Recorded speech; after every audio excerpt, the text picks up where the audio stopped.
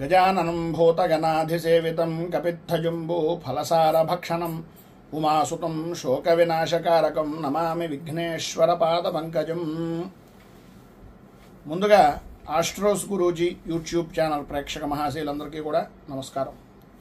ప్రధానంగా ఈ 2025 సెప్టెంబర్ నెల 7వ తేదీ ఆదివారం రోజున సంపూర్ణ చంద్రగ్రహణం అనేటటువంటిది ఏర్పడుతోంది.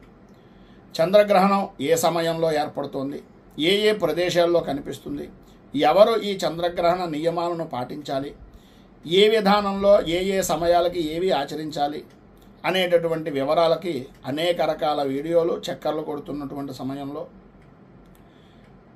సూక్ష్మంగా సూటిగా ఏ విధమైనటువంటి అతిశయోక్తి మాటలు లేకుండా వీడియో అందించాలి అనే ఉద్దేశంతో ఈ వీడియో చేయడం ప్రారంభం చేస్తున్నాం.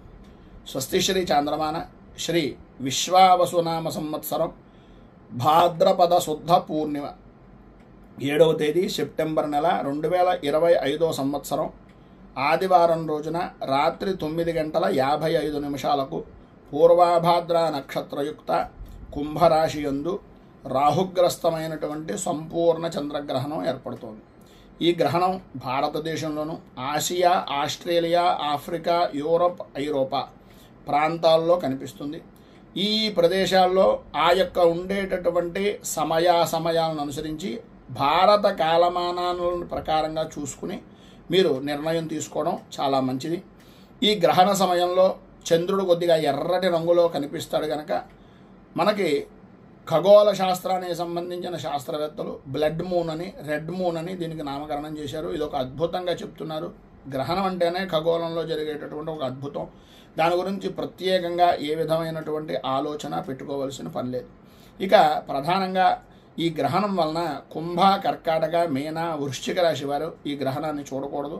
ప్రధానంగా కుంభరాశి వారి యొక్క రాశిలో పడుతుంది కనుక ఆ గ్రహణానికి సంబంధించినటువంటి రాశి కుంభరాశి కనుక వారు చూడకుండా ఉండడం మంచిది. కానీ ఎప్పుడైనా సరే గ్రహణం ప్రారంభమైన తర్వాత జన్మరాశి 4 అలాగే దీనికి సంబంధించినటువంటి విధానంలోనే వ్యయస్థానం అంటే 12వ రాశికి సంబంధించినటువంటి రాశిని ఇంకా చెప్పుకోవాల్సి వస్తే వీటిల్లో ఉండేటటువంటి ప్రధానమైనటువంటి గ్రహగతుల ఆధారంగా తీసుకునేటటువంటి విధానంలో నియమ నిబంధనలు అనేటటువంటివి ఖచ్చితంగా పాటించడం అనేటటువంటిది జరుగుతుంది కనుక ఈ రాశులను కూడా చెప్పడం జరిగింది. జన్మరాశి, చతుర్థం, అష్టమం, వ్యయం ఈ రాశులకు సంబంధించినటువంటి దాంట్లో కూడా కొద్దిగా ఇబ్బందికరమైన పరిస్థితులు వస్తాయి కనుక ఈ రాశుల వారు కూడా ఈ గ్రహణ శాంతులు చేసుకోవడం మంచిది అనేటటువంటిది సూచనప్రాయంగా తెలియజేస్తున్నాం. ఇక గ్రహ నియమాల ప్రకారంగా చూసుకున్నట్లయితే ఆబ్దికాది కార్యక్రమాలు చేసుకునేటటువంటి వారు 7వ తేదీన ఉదయం 11 గంటల లోపులో ఎందు గురించి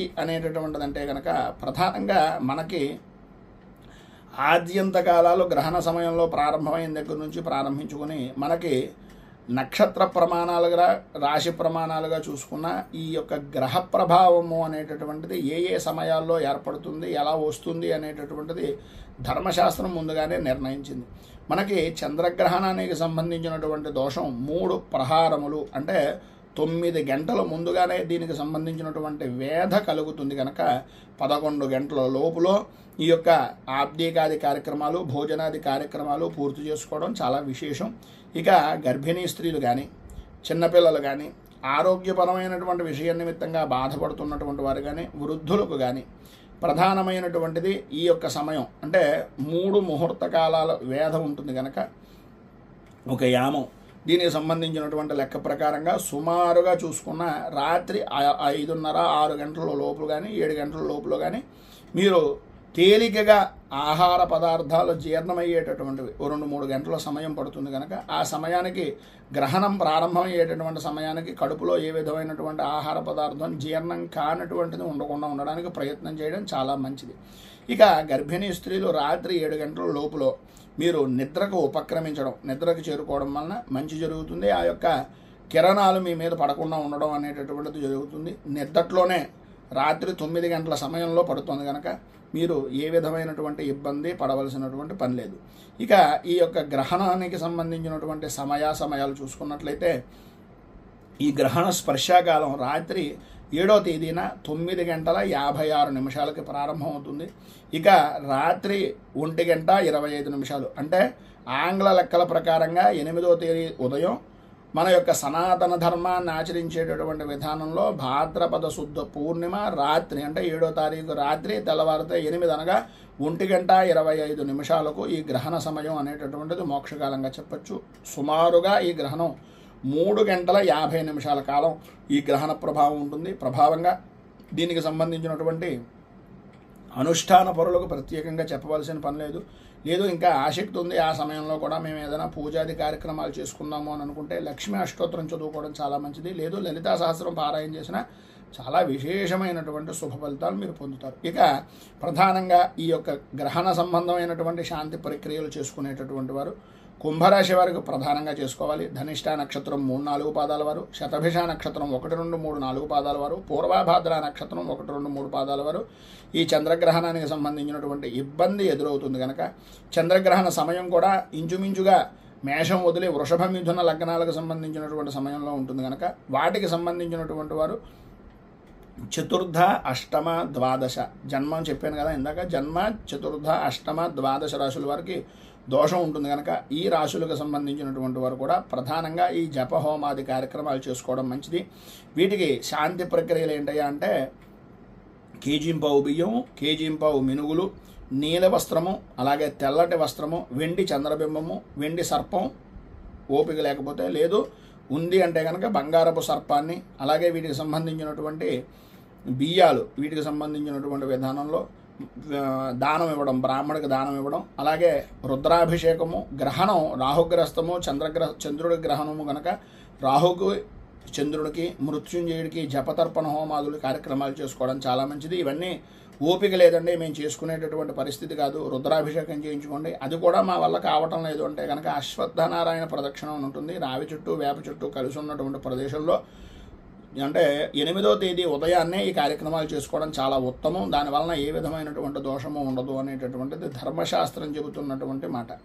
ఈ కారణంగా ఈ గ్రహణ సంబంధమైనటువంటి విషయాల నిమిత్తంగా సర్వ విధాల మీకు అన్ని విధాలా కూడా ఈ గ్రహణ విషయము అనేటటువంటిది అర్థమైంది అనేటటువంటి అభిప్రాయం కొద్దీ ఈ విషయాలు చెప్పాను. ఇంకేమైనా అర్థం కానట్లయితే ఇంకా ఏదైనా సందేహాలు కానీ సందేహ నివృత్తి గురించి సంబంధించినటువంటి విషయాలు కానీ తెలుసుకోవాలి అని అనుకుంటే కనుక కింద స్క్రోల్ అవుతున్నటువంటి ఫోన్ నెంబర్కి సంప్రదించడం ద్వారా మీ యొక్క వివరాలన్నీ కూడా తెలుసుకోవడం అనేటటువంటిది జరుగుతుంది. ఈ గ్రహణం వలన మేష, వృషభ, కన్యా, ధనుస్సు రాశి వారికి ఉత్తమమైనటువంటి ఫలితాన్ని ఇస్తుంది. మిథున, సింహ, తుల, మకర రాశి వారికి మధ్యమ ఫలితము, కుంభ, కర్కాటక, వృశ్చిక, మీన రాశుల వారికి కొద్దిగా ఇబ్బందికరమైనటువంటి పరిస్థితి ఏర్పడుతుంది కనుక ప్రధానంగా కుంభ, కర్కాటక, వృశ్చిక, మీన రాశుల వారు శాంతి ప్రక్రియలు చేసుకోవడం చాలా ఉత్తమం. వీటికి సంబంధించినటువంటిది బ్రాహ్మణులు దొరికితే మీ దగ్గరలో ఉండేటటువంటి వ్యక్తులు కనుక అనుకూలంగా ఉంటే మీ ద్వారా చేయించుకోవచ్చు. లేదు అంటే కనుక కింద స్క్రోల్ అవుతున్నటువంటి ఫోన్ నెంబర్కి సంప్రదించడం ద్వారా 8వ తేదీ ఉదయాన్నే శివాలయంలో ఈ యొక్క కార్యక్రమాలన్నీ కూడా మన యూట్యూబ్ ఛానల్ ద్వారా లైవ్లో మీరు ప్రతి విషయాన్ని చూడొచ్చు. శాంతి ప్రక్రియ చేసుకునేటటువంటి వారికి అని తెలియజేస్తూ ఈ వీడియోపై మీ అమూల్యమైనటువంటి స్పందనను కింద కామెంట్ రూపంలో తెలియజేయండి. వీడియో కనుక మీకు నచ్చినట్లయితే లైక్ చేయండి. 10 మందికి ఉపయోగపడుతుంది అనే అభిప్రాయం కనుక కలిగినట్లయితే సోషల్ మీడియా ద్వారా షేర్ చేయడానికి ప్రయత్నం చేయండి. ఇక ఈ ఛానల్ని మొదటిసారి కనుక చూస్తున్నట్లయితే ఛానల్ని సబ్స్క్రైబ్ చేసుకుని పక్కనే ఉండేటటువంటి గంట సింబల్ని యాక్టివేట్ చేయడం ద్వారా నోటిఫికేషన్లు అనేటటువంటివి పొందుతారు అని తెలియజేస్తూ రైతు బాగుండాలి, రాజ్యం బాగుండాలి, దేశం బాగుండాలి, జవాన్లు బాగుండాలని మనస్ఫూర్తిగా కోరుకుంటూ స్వస్తి ప్రజాభ్యః పరిపాలయంతాం న్యాయేన మార్గేణ మహీమహీషాః గోబ్రాహ్మణేభ్యః శుభమస్తు నిత్యం. లోకాः సమస్తాः సుఖినో భవంతు, సర్వే జనాः సుఖినో భవంతు. స్వస్తి.